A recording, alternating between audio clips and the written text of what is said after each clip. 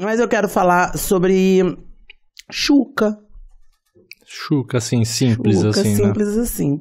Eu já fiz um vídeo sobre, de uma maneira engraçadinha, florida, mas séria, do quanto a Xuca é perigosa. Todo mundo faz... Eu não sei quem falou pra mim numa roda de que fazia Xuca todos os dias. Eu falei, amigo... Assim? Todo acordei. dia. Acordei. Uma água pra beber, outra água pra beber. E eu fiquei assim, nossa... Aí, eu fiz certo em falar que acho perigoso, ou você fala, não, tá tudo bem, é ótimo pra limpar os lipídios, propídios, fosfídios, cálcio, ferro, fósforo e vitamina A. É perigoso se a gente fizer com essa frequência, né? Eu entendo, né, o fato disso ser feito, mas a gente tem que considerar que o nosso organismo ele existe daquela forma por algum motivo. Então, ele tem toda uma sinergia, todo um funcionamento que ele precisa existir ali, né? Nós temos uma microbiota, a gente tem uma mucosa ali intestinal, a gente tem todos os tecidos ali da nossa anatomia, que eles funcionam lindamente e eles precisam estar ali. Quando a gente artificialmente começa a fazer essa retirada, essa alteração, então a gente naturalmente pode ter algum efeito colateral. Então, por exemplo, se a gente faz isso com muita frequência, a gente aumenta a frequência de fissuras, de alterações, lacerações e alterações da mucosa. E essas alterações, elas podem trazer outras condições. Então, por exemplo, uma pessoa que faz sempre, ela vai ter uma fissura ali, ela vai ter uma abertura, uma porta de entrada que vai trazer mais micro-organismos para ali e a gente pode aumentar o risco de ter um processo infeccioso, né? Então, essa é uma das questões. A outra é que a gente tem a microbiota, como eu já falei, e a microbiota ela existe ali para proteger a gente de alguma forma. Então, essa microbiota ela também existe para competir com outros micro-organismos que estão ali não naturalmente e fazer com que eles fiquem em menor quantidade e a gente diminua o risco de infecção. Então, esses são os dois principais riscos. Um risco mais físico, né? E um risco mais de alteração da microbiota mesmo. Um risco de um câncer, não? Ou sim? No caso do câncer coloretal, não tem bibliografia, literatura que fale que tem alguma relação. Agora, em relação ao câncer anal, sim. Por quê? Porque quando a gente faz ali tanto a Xuca quanto o sexo anal, a gente predispõe essa aumento de focos ali, né? Por ter uma laceração, por ter uma fissura. Então, a porta de entrada aumenta. Então, aumenta também o risco, por exemplo, de a gente ser infectado por HPV. E HPV pode causar o câncer anal, não somente o câncer de colo de útero, como a gente já conhece, mas também o câncer anal. Menina, e agora? E agora? Não, agora eu fiquei preocupada. Como que vai ser de agora em diante? Assim, a gente tem que... Meu amor, eu sou hipocondríaca. Eu não vou dar mais. Porque... Não, mas... Pode falar? Pode você. Não, mas assim, o sexo anal, ele tem que ser feito com segurança, assim como qualquer tipo de sexo. Então, como o sexo vaginal, como o sexo oral, qualquer um exige todas as seguranças que a gente pode fornecer para que aquilo ali seja saudável, né? Então, lubrificante, existem lubrificantes para facilitar o processo, preservativo para a gente se proteger, né? Tem muita gente que acha que, eu uso ali, faço PrEP, faço PEP, tô totalmente protegido. Não, a gente tem uma diversidade de infecções sexualmente transmissíveis. Então, a gente precisa se proteger. Então, a gente tem que saber com quem a gente está se relacionando, usando preservativo sempre que possível, principalmente com gente que a gente não conhece, usando lubrificante, né? Então, são meios da gente promover aí uma melhora da saúde e evitar outros efeitos colaterais, né? Uhum. E outras consequências, né? Você falou do PrEP, eu tenho não posso citar nome, uma pessoa que... um amigo meu. Mas é um pior que um amigo mesmo. Não é mais tão amigo. Mas ele usava muito PrEP e ele não gosta de fazer relações com preservativo. Mas ele gosta de ter muitas relações com muitas pessoas. E ele começou a passar mal um tempo, ele tomava PrEP, ele tinha certeza que HIV não. Mas ele começou a passar mal, ele começou a ter umas escorioses assim na mão, no corpo. E ele descobriu que ele estava com sífilis. E aí o médico falou, amor, a PrEP é só pra uma coisa, pra outra não. Exatamente. E isso acontece muito, das pessoas prevenirem só com o PrEP, ou PEP depois, e não se cuidar.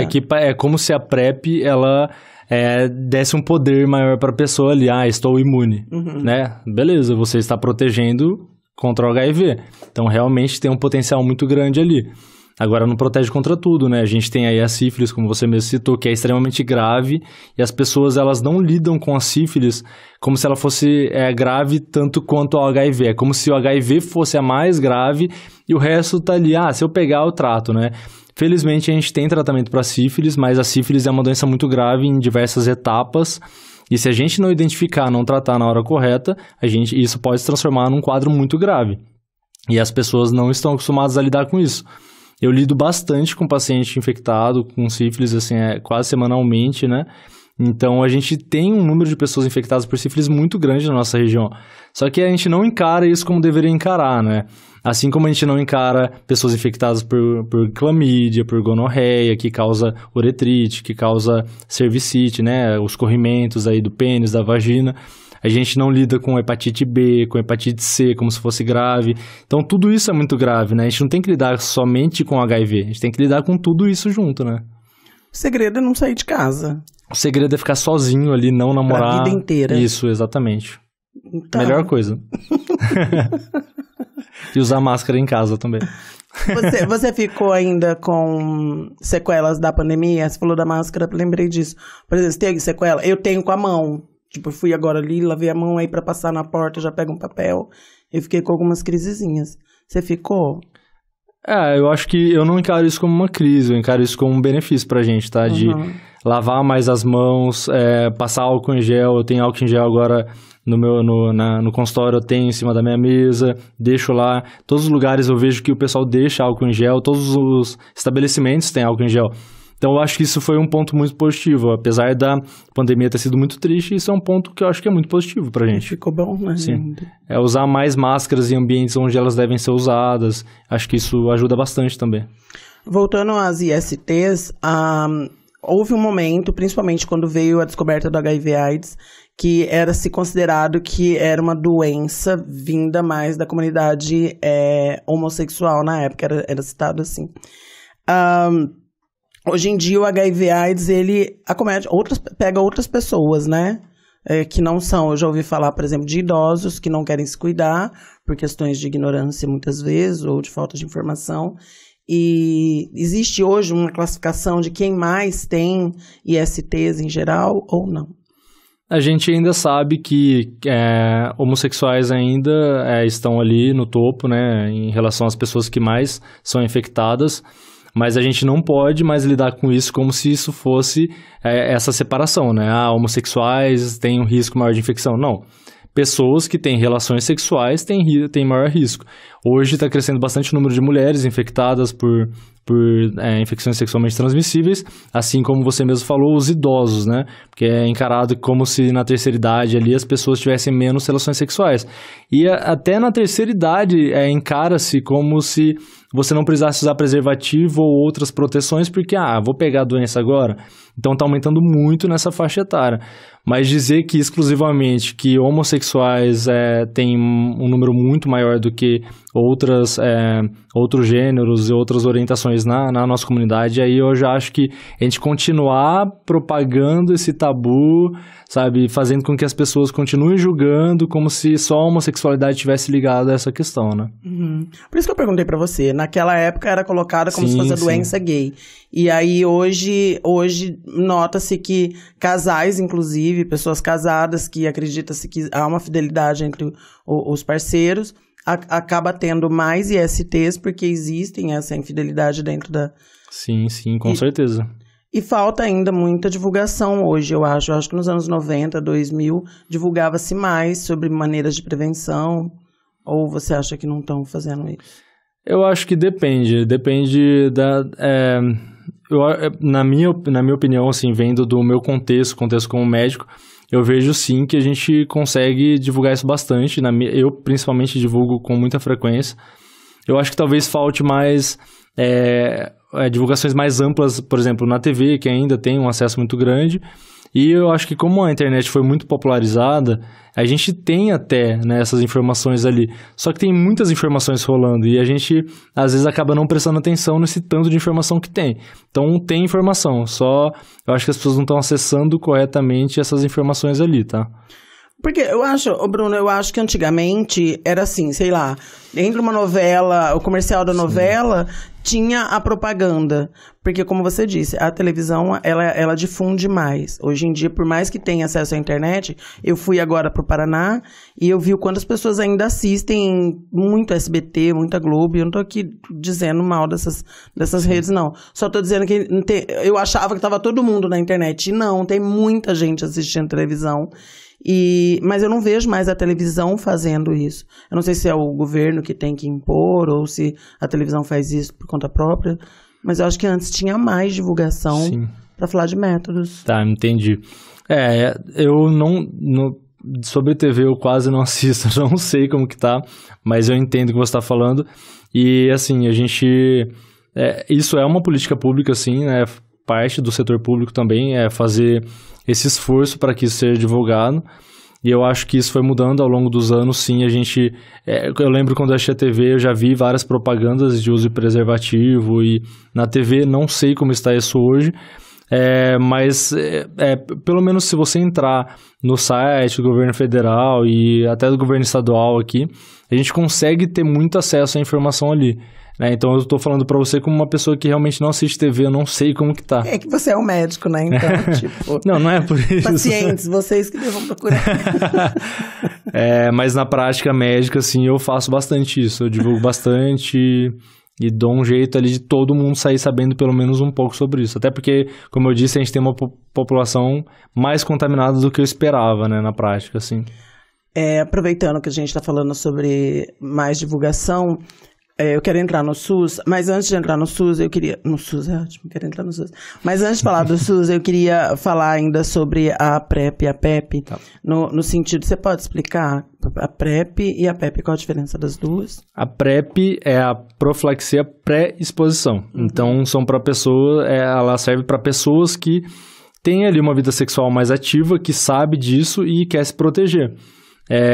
E então a gente tem dois tipos principais. Tem a PrEP diária, que é uma pessoa que ela sabe que ela vai ter uma vida ali, várias relações sexuais com várias pessoas, uma vida mais agitada em relação a isso. Então ela pode tomar diariamente e ela pode tomar por tempo indeterminado, porém ela precisa fazer acompanhamento médico. É indicado aí que a cada 3 a 6 meses essa pessoa faça alguns exames para avaliar a função renal, para avaliar para se realmente a pessoa não adquiriu HIV, né, e para avaliar se não tem outras infecções sexualmente transmissíveis, para garantir que tá tudo certinho ali, né? Então é importante. Ela vai usar diariamente, tudo bem, perfeito, o medicamento que dá certo, só que ela precisa de acompanhamento, não é simplesmente tomar e vida que segue, né? E a gente tem a PrEP sob demanda, que é então, eu vou ali ter uma relação sexual, sei lá, vou pro carnaval, eu sei que agora eu vou ter relação sexual ali, quero ter relação sexual e beleza. Aí a pessoa ela vai tomar então um comprimido ali de 2 a 24 horas antes do momento em que ela vai sair, que ela sabe que provavelmente ela vai ter relação sexual, ela vai continuar tomando ali, e ela vai tomar até 48 horas depois, ela vai continuar tomando o último comprimido, e aí acabou, cessou e vida que segue também. Então são esses dois tipos, para quem quer se proteger já. E a gente tem a PEP, né, que é a profilaxia pós-exposição. Então é uma pessoa que teve contato e ela quer garantir ali que aquilo ali não vai realmente virar uma infecção, né? A gente tem ali um prazo de 72 horas depois desse contato e ela quer se proteger ali, quer garantir.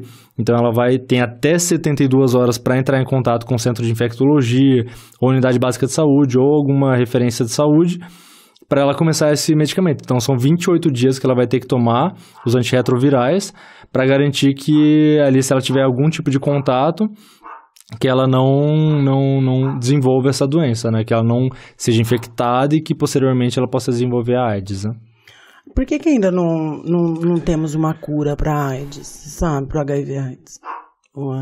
Nossa, temos uma visita aqui. Pois é. Tem bastante pesquisa já rolando com isso, alguns estudos bem avançados sobre a cura, né, em si. Tem até alguns pacientes que eu vi já em alguns países que realmente conseguiram evoluir em relação à infecção do HIV, né?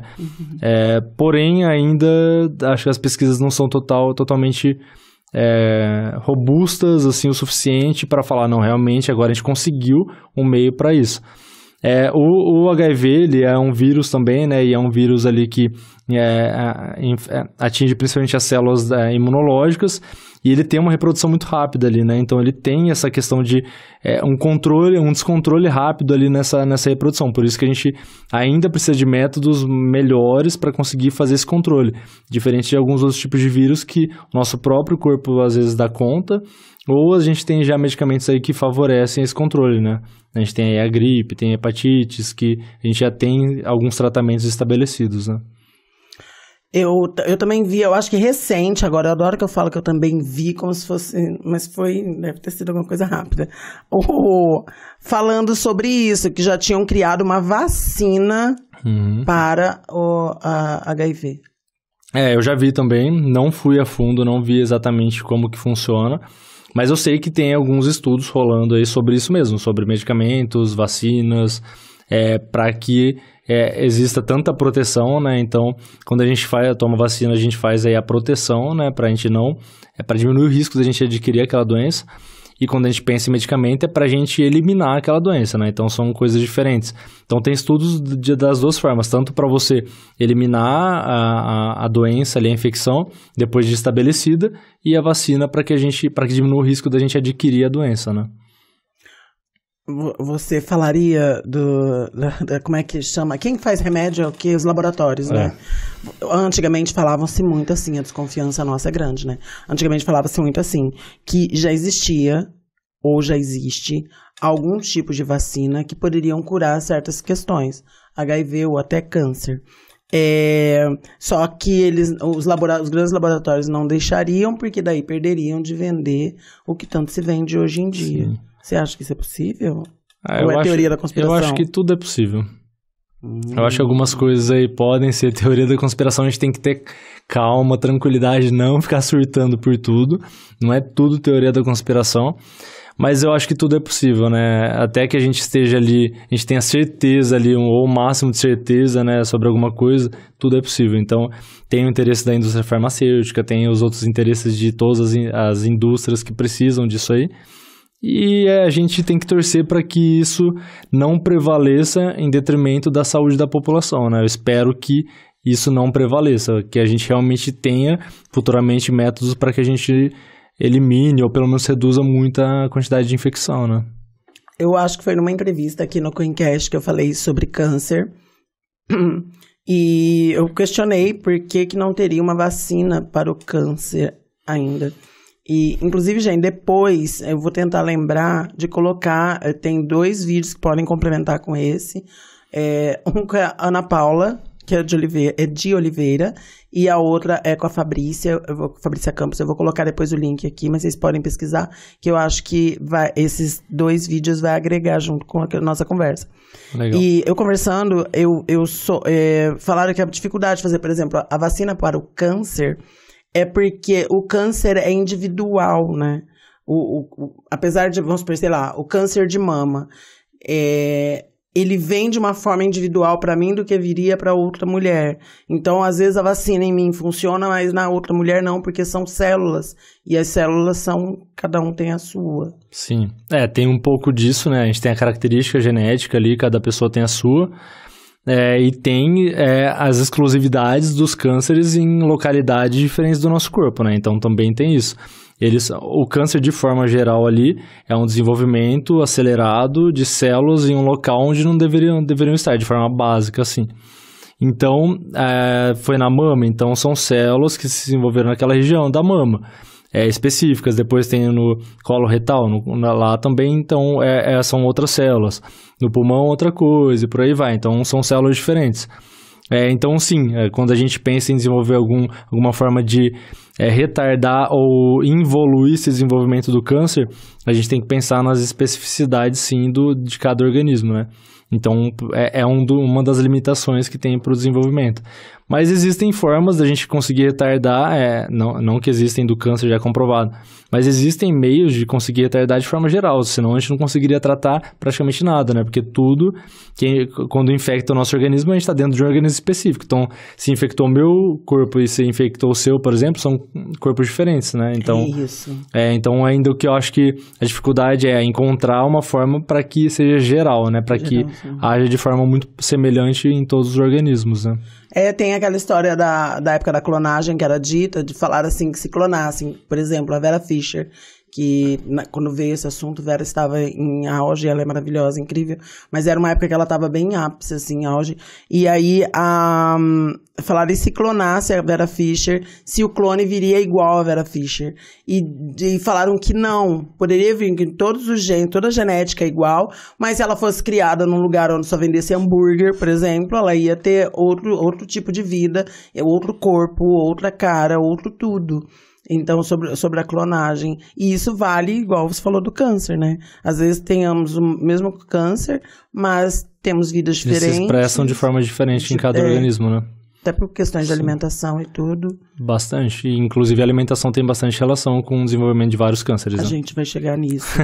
Só mais uma questão da PrEP. Tá. Aí a PEP tem... Ai, como que você toma um remédio e não dá legal? Tem... Efeitos colaterais. São poucos normalmente, tá? São náuseas, efeitos gastrointestinais, então diarreia pode dar, náusea pode dar, vômitos. Desculpa. É que você toma PrEP pra se proteger numa relação sexual, aí você tem uma diarreia na hora que você tá tendo uma relação sexual. Tem isso. Infelizmente tem esse efeito colateral, mas não quer dizer que todas as pessoas vão ter. Pelo que eu lembro, assim, dos pacientes que eu já prescrevi, PrEP ou PEP... eu não lembro de efeitos colaterais significativos assim, não. Então, eles podem acontecer, não quer dizer que eles vão acontecer, tá? Assim como praticamente todos os medicamentos podem ter esses efeitos colaterais, tá? Dor de cabeça, às vezes tem relato de um pouco de dor de cabeça assim que toma os primeiros medicamentos, mas depois tende a passar. Mas se a gente for ler a bula mesmo que seja um remédio para dor de cabeça, a gente não toma o remédio. Exatamente. O remédio de dor de cabeça causa dor de cabeça. Né?